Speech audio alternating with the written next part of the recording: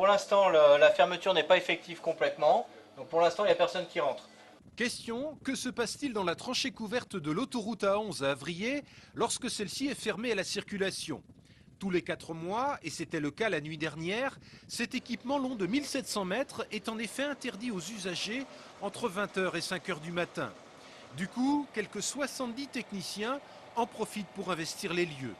Cela va des spécialistes qui vérifient l'état du béton, en passant par ces faucheuses grand format qui ne peuvent opérer aux abords de la tranchée que lorsque la circulation est interdite.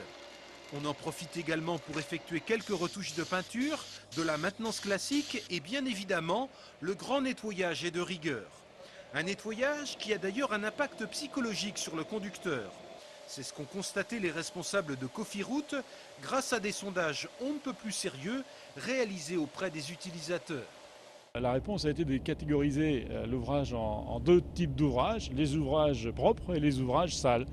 Dans l'ouvrage propre, on sous-entend derrière que c'est un ouvrage bien entretenu dans lequel on se sent en sécurité. Dans un ouvrage qui l'est moins ou qui est sale, eh bien on peut supposer que les gens se sentent beaucoup moins à l'aise. Le système est automatique, on va catégoriser l'événement, dire oui c'est un vrai incendie et il se situe à tel endroit. La fermeture de cette tranchée couverte permet également de faire de la formation. La nuit dernière, des gendarmes et des pompiers se sont ainsi rendus sur place.